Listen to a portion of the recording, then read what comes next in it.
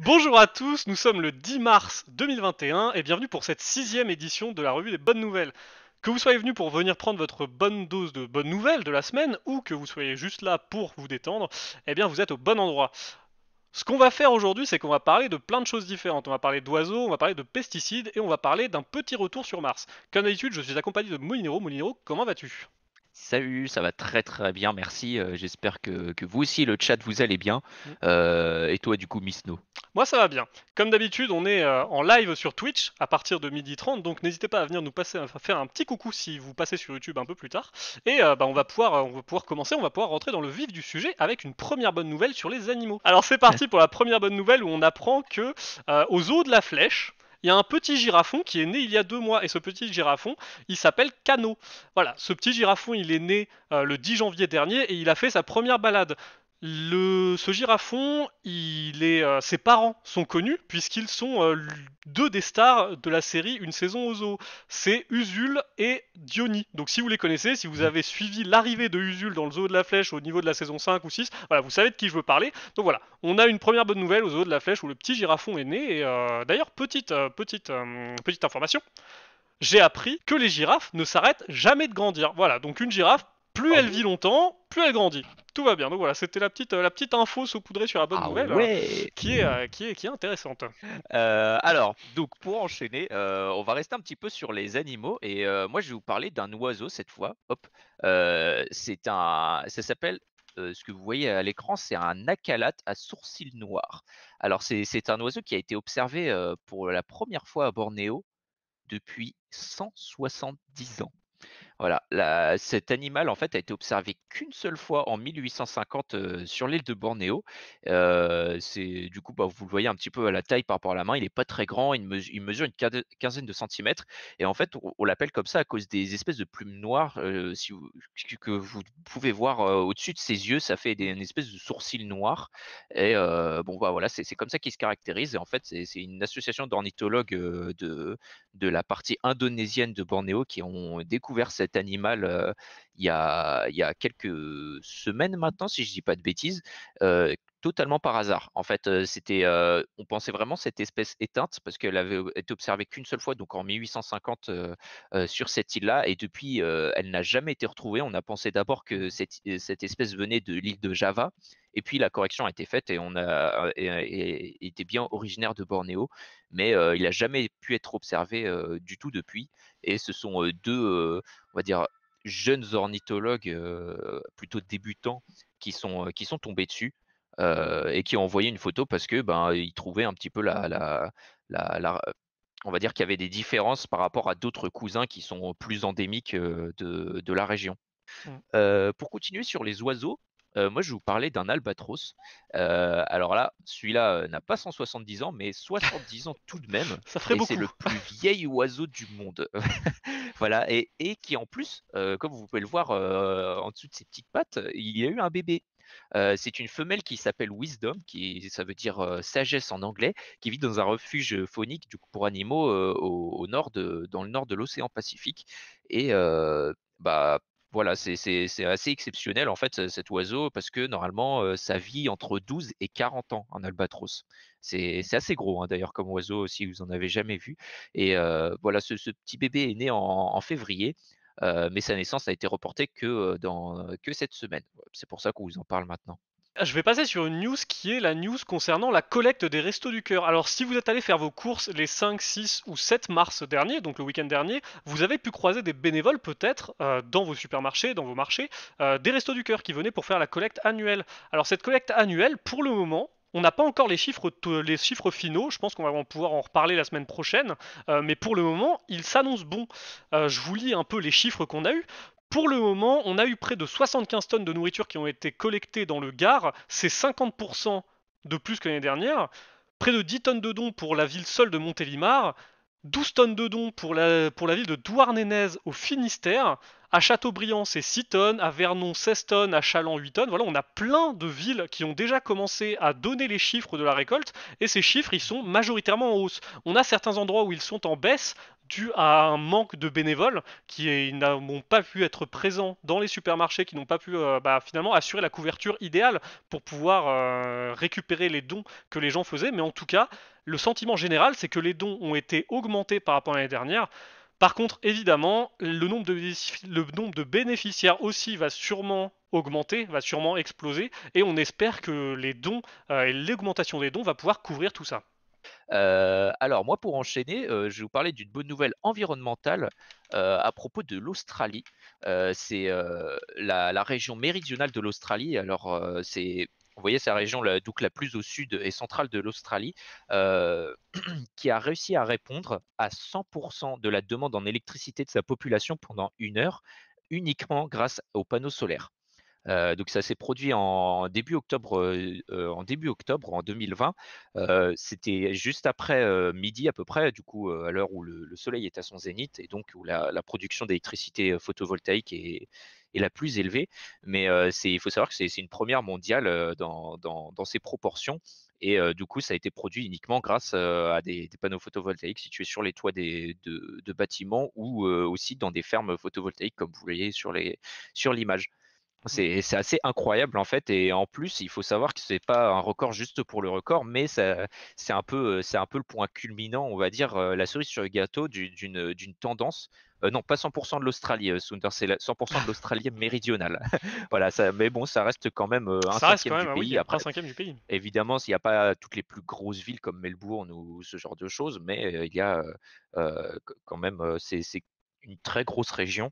C'est pas la plus peuplée, je pense, mais ça reste quand même une 1re dans ces proportions-là et ça s'est accompagné en fait, c'est un peu, on va dire, la partie émergée d'un iceberg où il y a, dans lequel, on va dire, ce qui s'accompagne d'une baisse assez historique, du prix de l'électricité, produite à partir d'énergies renouvelables. Je vais enchaîner sur d'autres news qui vont plutôt nous revenir côté France et côté Europe, Mmh. où on apprend en France que l'arrêté anti-pesticides qui a été pris en janvier par la mairie de la ville de La Montagne, en Loire-Atlantique, fait des petits. En effet, après Grenoble le 22 février dernier, il y a 9 communes d'Île-de-France qui viennent d'annoncer la publication de ce même texte pour lutter contre l'usage des produits phytosanitaires. Ces communes, ce sont des communes d'Arcueil, de Bagneux, que je connais assez bien, mais aussi de Gennevilliers, l'île Saint-Denis, Malakoff, Montfermeil, Nanterre, Savigny-le-Temple et Sceaux. Donc voilà, ça vient rejoindre la grande famille, la famille qui s'agrandit finalement des communes qui ont complètement banni les pesticides, l'utilisation des pesticides au sein de la commune, et c'est quelque chose qu'on peut saluer et on espère que ça va continuer à se démocratiser aux villes alentours et aussi un peu partout en France. Et pour continuer sur tout ce qui est finalement produits phytosanitaires, un peu pesticides, etc., on va aller outre-Manche cette fois en Angleterre où ils ont pris finalement ils ont pris les devants et ils sont allés un peu plus loin, un cran plus loin que juste des villes qui arrêtent les produits phytosanitaires. Eux ils ont dit stop complètement à tous les pesticides qui peuvent faire du mal aux abeilles. Voilà, donc maintenant ça fait quelques jours maintenant, tous les produits, tous les pesticides qui peuvent faire du mal aux abeilles sont complètement bannis en Angleterre. Voilà. Enfin, même pas que en Angleterre, au Royaume-Uni. Donc, un très bon pas en avant. On espère que ça va venir par chez nous et que ça va pouvoir se démocratiser un peu partout dans le monde. Et en tout cas, c'est une très bonne avancée. Alors moi, je vais enchaîner sur une news un peu plus locale. C'est l'histoire d'un garçon, de 12 ans qui s'appelle Sam Kush, un Américain, qui vit dans la ville de Scarsdale, dans l'État de New York, qui a permis à plus de 1 600 personnes, de se faire vacciner grâce à un site internet qu'il a créé. Alors vous n'êtes pas sans savoir en fait que les personnes, qui sont, prioritaires principalement pour les, j'ai cru qu'il était en live avec nous. Ah, ouais, c'est vrai que là, on peut c'est une nouvelle invitée, voilà. Nouvel invité. Alors, le petit Sam, en fait, il a créé un site internet, qui permet d'aider donc, des personnes à s'inscrire sur les listes de demandes de vaccination, et donc, C'est, une excellente nouvelle parce que, j'imagine que vous êtes au courant, en fait, on a tous dans notre famille, ces personnes qui sont pas très à l'aise avec les PC, internet et tout et ben, il y a beaucoup de ces demandes, par exemple, qui doivent être faites, sur des sites, gouvernementaux, américains, pour pouvoir accéder au vaccin anti-covid. Et bien, ben, souvent on nous demande: «Ouais, est-ce que tu peux m'aider? Faire ceci, cela», même, je sais pas moi c'est le cas par exemple de mes parents qui me demandent: «Oui, est-ce que tu peux, m'aider à faire telle commande sur Amazon?» Bah, voilà, c'est tout simple pour nous, mais c'est vrai que pour eux, c'est pas forcément le cas et ce qui a eu l'idée de faire, Sam, en fait, c'est un petit site, qui permet de vérifier facilement si, la personne l'utilisateur est éligible, à la demande, à demande pour demander un vaccin, contre le covid et s'ils le souhaitent, ils peuvent, lui transmettre les infos nécessaires pour que Sam, puisse, prendre rendez-vous pour eux, de son côté. Donc il fait ça manuellement et il l'a déjà fait, pour plus de 1 600 personnes pour le moment. C'est, une très bonne initiative, on va dire, d'élargir l'échelle d'aide, on va dire de l'oncle ou de la tante qui ne sait pas utiliser, un ordinateur. Moi, je vais enchaîner avec une autre news. Cette fois, on va se déplacer et on va aller en Inde. En Inde, où on apprend que il y a des écoles qui ont été créées depuis finalement quelques mois, quelques années, qui s'appellent les écoles Pardada. Pardadi, voilà, je vais plus le redire parce que c'est un peu chiant.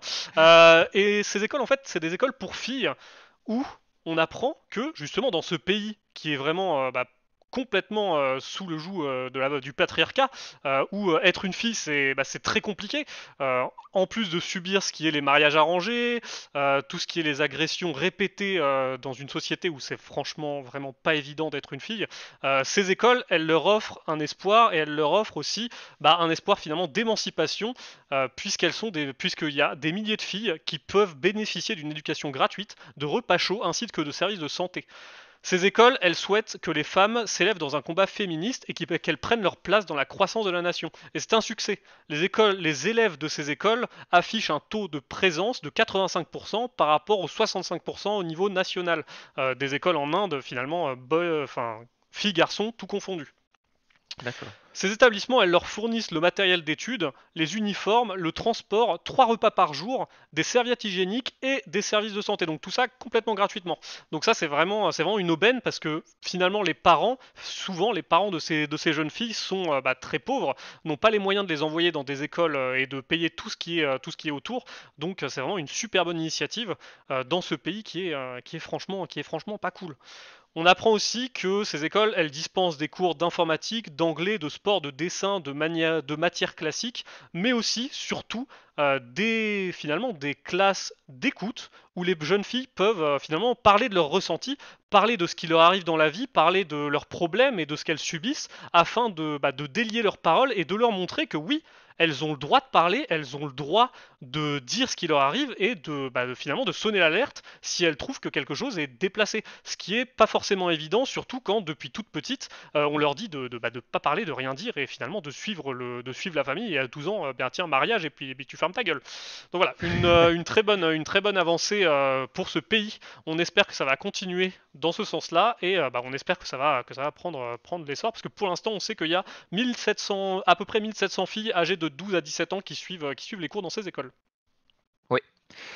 Alors, moi maintenant, pour terminer un petit peu sur, pour la dernière news de la journée, je vais vous parler du robot Persévérance, ce petit robot qui est arrivé, sur Mars en février dernier. On avait parlé, de cette news aussi, et il faut savoir maintenant que, le robot a fait, merci beaucoup Skull pour le follow, merci. Le robot donc a fait ses premiers pas sur la planète rouge. Alors, du coup, ben, il avait atterri il y a quelques semaines maintenant et là, il est en train d'effectuer maintenant des certaines phases de test pour vérifier qu'il soit apte à vraiment, faire, ses explorations et recueillir, éventuellement des échantillons, ce genre de choses sur la planète.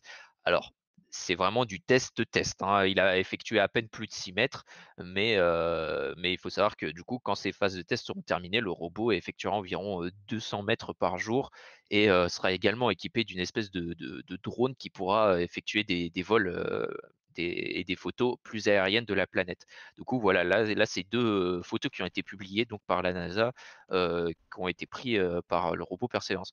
C'est Moi, je vous avoue que ça fait un petit quelque chose quand même de se dire: «Voilà, ça, c'est une autre planète en fait, qu'on est en train de voir à l'écran». Mhm. Ça fait quelque chose d'avoir un peu, pas cette vision lointaine qu'on a justement la vision globale de la planète, toute sphérique ou quoi, mais là, ben, on est dessus. C'est vraiment, ça ça renvoie un petit peu à tout ce côté, on est minuscule en fait dans cet univers, c'est incroyable.